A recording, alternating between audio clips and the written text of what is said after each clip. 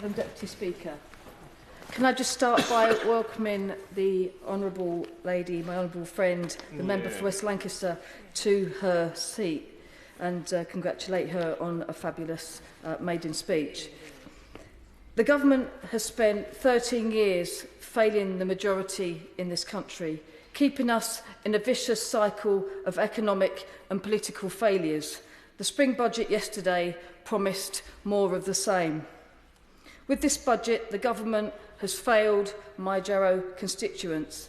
The majority of people in this country know someone who is relying on a food bank or someone who can't afford to pay their energy bills.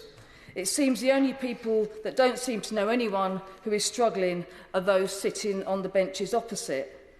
They can't be listening to their constituents, although we know some of them love posing for smiley pictures at food banks.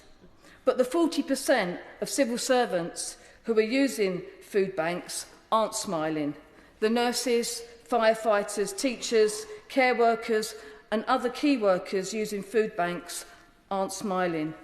And yes, Chancellor, they can budget and are much better at it than you, it seems. The 700,000 workers who took strike action over pay yesterday also aren't smiling. In fact, very few people in the country are smiling.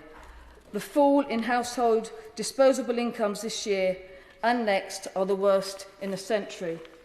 People across the UK are struggling to afford food, rent, heating and childcare.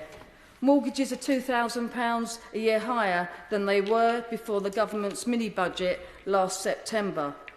These costs have escalated during the cost of living crisis, but these issues have been ongoing since long before inflation reached its highest point in 40 years because of their failures to govern. Under this government, pensioner poverty is up, child poverty is up, fuel poverty is up, and public services like the NHS, schools, local government and so much more are on their knees, yet for workers, real wages are down. In fact, 1 in 5 pensioners, more than 2 million people, are living in relative poverty in the UK. An increase of more than 200,000 pensioners living in poverty in the last year alone. I've been holding cost of living advice roadshows, and at the event in Bolden in my constituency, my constituent Joan, who's 94 years old, told me she is struggling and that living now is harder than it was for her family in the 1930s. This government pretends to be on the side of pensioners to get their votes, but they fail them again and again.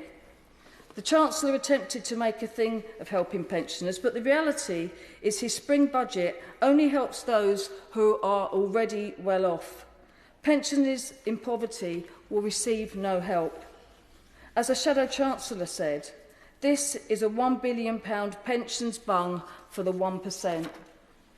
For people reliant on incapacity benefits, they could lose hundreds of pounds a month as a result of the Chancellor's reforms to the welfare system.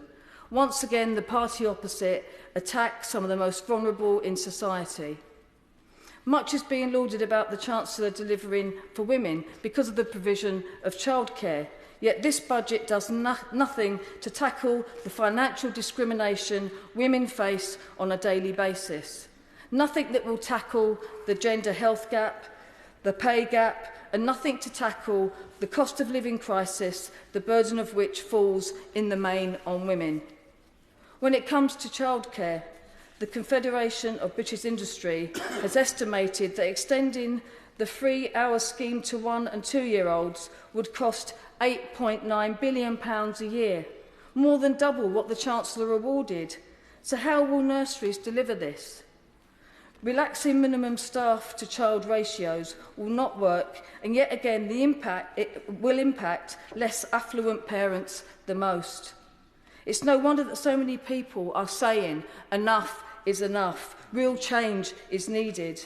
This government once again failed to prioritise the majority or even those who need support the most. Instead, once again, they protect the wealthiest in society. In Jarrow, 40% of constituents are unable to afford to turn the heating on.